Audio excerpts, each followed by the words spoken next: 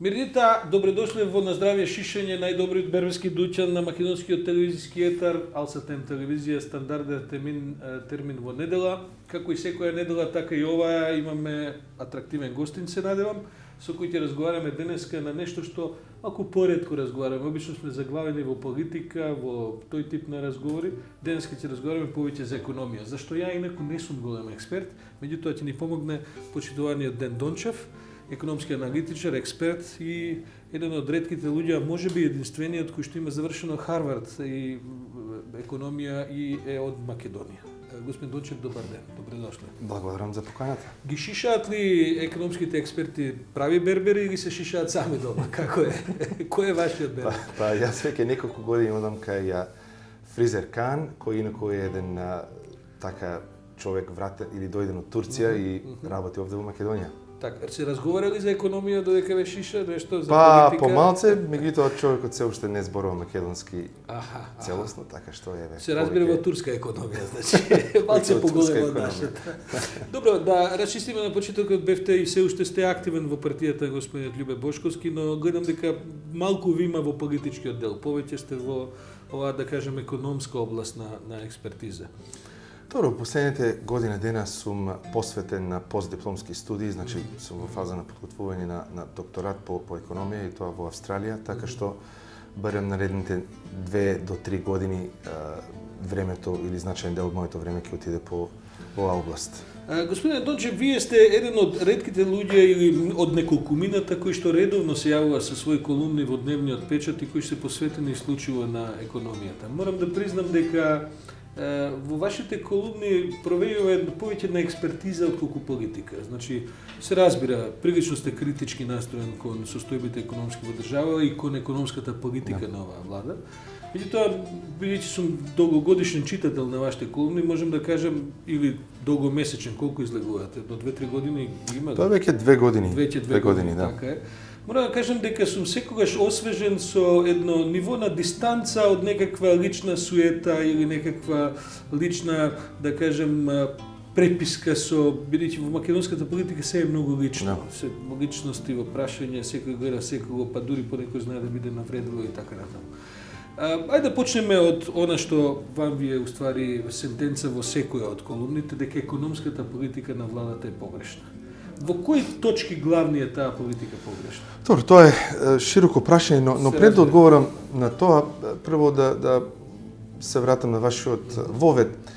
Знаете, во економијата прво и пред се е екзактна наука. Во крајна линија се сведува на математика. И тоа висока математика. И сметам дека, или сметав кога почнав да ги пишувам моје колумни, дека во претходните 10-15 години на македонската транзиција недостасуваше на македонскиот политички или политичко-економски простор реални анализи кои се темелат врз бројки, податоци. Во кои 2 и 2 и 4, не може апсолутно, да биде 3 и 5. апсолутно. И мислам дека знаете, во политиката многу полесно е да се представува некој, да се промовират некои идеи, надежи, наместо да се зборува за реалноста, бидејќи најверојатно реалноста е потешка да се објасни и мал број на луѓе можеби се спремни да се соочат со економската реалност во која се наоѓа Република Македонија, но затоа пак бегајќи од таа реалност како општество, континуирано ги правиме истите грешки, зборам на економски план, кои веќе ги правиме 15 години. И сметав дека лично сакам да бидам еден глас, или да се потрудам да бидам глас на соочување со реалноста со која е соочена нашата држава. Зошто ги правиме постојано тие грешки? Затоа што е политиката над економијата наметната. Доаѓаат различни екипи, се променија многу луѓе. Министри сме имале во економските ресори веројатно 50 за овие 15. Видите, Сашо, тоа е многу интересно прашање, тоа е длабоко прашање кој опфаќа општествени димензии и можеби вие ќе имате можеби подобар одговор за тоа околу мене. Меѓутоа, ние како општество едноставно имаме вредносни системи кои се пораметени и кои во последните 15 години секоја политичка гарнитура наместо да се обиде да ги смени тие вредносни системи, ги прави истите потези како претходната влада.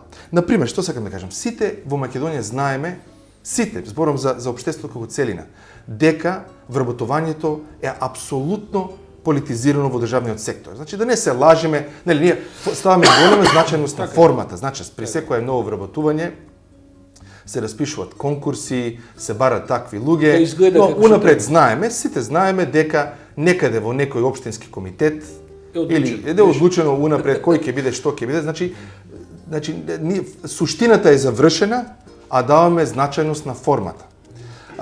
Сега, во едно општество, значи каде што нема вредноста, вредноста од систем, не е да се дава шанси на тие што реално се најспособни, бидејќи способните поединци се тие кои ја влечат економијата напред. Ако ние немаме изградено систем кој овозможува на најспособните врз основ на нивното реално знаење, искуство, образование и така натаму да добијат шанса да го во практика да го потврдат своето знаење. Тогаш како може да очекуваме дека економијата ќе ни оде напред? Значи во тој дел. Значи тоа е само еден мал пример од како ние како општество континуирано им дозволуваме на политичките партии да го имплементират и систем кој веќе постои 15 години, а резултатите од кој веќе се видливи за сите. Добро, сега морам да кажам дека сегашната гарнитура пред речиси 5 години дојде на власт со една претежно економска програма. И сврли на лице нови луѓе, мора да се признае, најголем број од нив млади, додуше без биографии, освен образовни биографии, без никакви други речиси референци. Па сепак после 5 години еве сме повторно заглавени во еден релативен безизлез и си ја бркаме опашката како мачката што си ја брка и никако не успеваме да излеземе од оваа вечна транзиција во која се наоѓаме. Пак ли е тоа, мислам, само партизацијата ли е проблем или сепак е и нешто друго? Не, проблемот е многу подлабок од само партизацијата, тоа го спомнав како само еден мал пример. Така. Значи, од аспект на економската политика на оваа влада, има некои работи кои можеби добро ги направија, но за жал многу повеќе работи не се направија како што треба се направат и во крајна линија резултатите зборуваат сами за себе си. Сега ние може да избираме одредени сегменти дека овде ова е направено или ова е изградено или ова дело. Но во целина, што е најважно кога анализираме економските резултати на една владина политика, посебно во земја како што е Македонија, имаме неколку параметри од кои 2 или 3 се најклучни за да видиме кој е резултатот од таа економска политика. Прво, во 2006 година стапката на сиромаштија во Република Македонија изнесуваше 23%. Денеска таа стапка е 31%. Второ, невработеноста во 2006 година беше околу 32%, денеска е 31% или 30%. Добро, и тоа малце штима, но бидејќи не знаеме точно. Добро, не, тоа веќе во секој случај не е голема. Значи, во двете најклучни параметри се гледа дека ние нешто, само што немаме успех, туку де факто имаме една регресија во последните 4 години.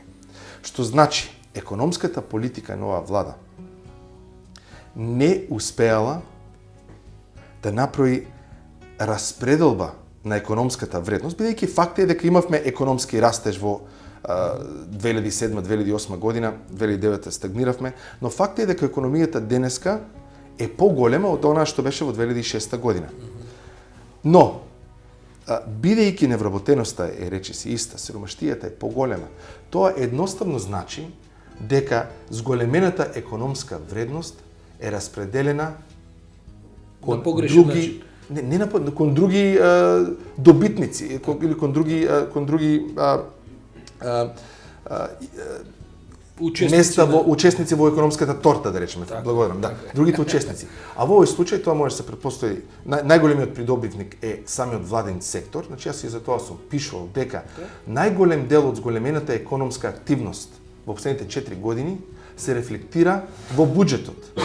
Буџетот кој изнесуваше 1,8 милиарди евра во 2006 година, денеска изнесува 2,4 милиарди. И кога зборуваме за буџетот, може да, или мора да сме свесни или да не забораваме дека буџетот е прибирање на даноци по разни основи Од граѓаните. од мене, тебе, од граѓаните. Фирмите, кои фирми исто така се во собственост на некои од поединци од општеството. Значи, зголемената економска активност во последните 4 години во најголема мера е отидено во буџетските каси, Нешто што не произведува раст, апсолутно. нешто И што сега не и прави затоа развој. имаме мегаломански расходи и трошења во последните 3-4 години кои во природа и во големина се навистина без преседан. Ако можем да сосема вака слободно да констатирам, вие сте можеби идеолошки во економска смисла поблиску до оваа гарнитура на власт отколку до некои претходни. Значи, најгенерално би можело да се каже некаква десничарска ориентација. Не е ли за очекување дека една десничарска влада треба да прави мала, ефикасна влада, со смалување на администрација, со смалување на прописи, со ослободување од даноци, со препуштање на иницијативата на приватниот сектор? Апсолутно. Тоа е Зарем ова не е вредност. парадокс во кој се наоѓаме? Скоро да сме во комунизам, вака беше во комунизмот. Државата е се, од вработувач до бизнисмен до неверојатно. Зашто се Апсолутно. случи тоа? Апсолутно. Што е Тоа фиксот? повторно, има предвид дека државниот сектор како целина од процентуално, значи ако земеме централниот буџет плюс Фондовите. локалната самоуправи плюс фондовите плюс јавните предпријатија или државни предпријатија или акционерски друштва во државна собственост, имаме една парадоксална ситуација каде што колективно тие веќе изнесуваат преку 50% од бруто домашно производство. Значи, државниот сектор е повеќе од половина од националната економија. Недавно во Стопанската комора слушнав податок дека дури е околу 64%. Тоа значи дека практично, сега не знам дали е тоа точен податок, во секој случај државата е огромен играч на пазарот. Да, добро, 64 Може ми звучи малце премногу, но дефинитивно е над 50%.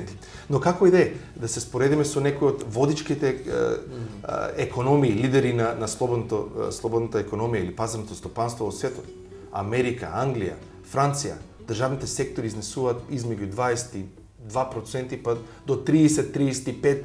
Те што се големи. Најмногу. Да, најмногу. Значи, да се вратам на тоа што прашањето што го поставивте. Идеолошки, да. Идеолошки дефинитивно припаѓам кон десничарскиот блок. Верувам во ниски даноци, мала и ефикасна државна администрација и улога на државата која може да се опише како створување рамноправни услови за пазарот, каде што поединците во приватниот сектор или на поединците во приватниот сектор ќе им биде дадено максимална поддршка или рамка од страна на државата да го постигнат максимумот за себе, бидејќи постигнувајќи го максимумот за себе, постигнуваат економска вредност за државата. Не е ли тоа малку резултат од едно од главните промашувања на владата, тоа е неуспехот да се привлечат инвестиции. Се најдува во ситуација кога веќе нема инвестиции од страна, тогаш тие да почнат да растат за да компензираат вработувања,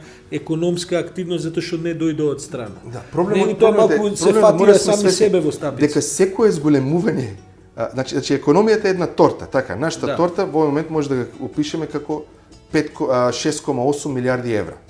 Добре, убава Васина. Ова торта, владата одлучува како ќе се распредели, така? Да. Дали владата апсолутно одлучува дали од таа торта ќе одданочи 3 милиарди евра, како што сега одданочува, така преку разните фондови и државни предпријатија и се до тоа поточно државниот сектор, или ќе одданочи 2 или 1,5 милиарди евра. Значи, секое намалување на економската торта или на делот кој припаѓа на државата, по дефиниција значи дека оди кон приватниот сектор. И тука треба сме свесни дека што повеќе пари, бидејќи тие пари не исчезнуваат, или одат кај државата или остануваат во приватниот сектор. Значи, што повеќе пари остануваат во приватниот сектор преку пониски даноци, што повеќе приватниот сектор има на располагање да ги вложува во инвестиции. инвестиции во смисла на градење нови капацитети, подобрување на технолошки процеси, подобрување на продуктивноста, купување на нова машинерија, техника и така натаму, што е единствениот начин преку кој може да се дојде на зголемена економска Добро, ма вие размислувате како економист, не размислувате како политичар. Пазите, они затекоја државна администрација која беше нешто на 90.000 луѓе во 2006 и тога се збореше дека е голема, дека е неефикасна и се тоа беше точно. Сега е државната администрација, никој не знае точно, но проценките се меѓу 140 и 150 луѓе, тоа вака конзервативни проценки, кои се директно наплата на еден или на друг начин од буџетот. Тоа има своја смисла за некој кој што има партии кој што на крајот на денот сепак се грижи за гласачите. Меѓутоа резултатот, крајниот може да оди тоа така на економски план е дека имаме тотално гушење и стагнација на макроекономијата. Затоа невработеноста е иста, затоа сиромаштијата се зголемува. Бидејќи не даваме простор, не го слободуваме приватниот сектор. Има ли опасност Македонија да банкротира како држава? Па прво би банкротирал, кога зборуваме Македонија, тоа е политички поем. Имаме тука приватниот сектор во економијата и државниот сектор. Една влада во крајна линија сега, во најекстремно, така да го земеме примерот на Мугаби во Зимбабве, така, еден државен сектор во крајна линија преку диктатура и преку насилство може да издржи до крај на цена на целосно сиромаштување на својот народ. Така што прво може да банкротира приватниот сектор, а државниот сектор дури на крај евентуално би можел да банкротира во зависност до мерките и степен кој се презема. Значи, да одговорам прашањето, нема опасност дека државниот сектор ќе банкротира, но резултатите од нејзината политика веќе се гледат врз приватниот сектор. Гледаме дека ликвидноста е драстично намалена, дека се повеќе и повеќе фирми влегуваат во криза на ликвидност, во криза на наплата на своите побарувања, во намалување на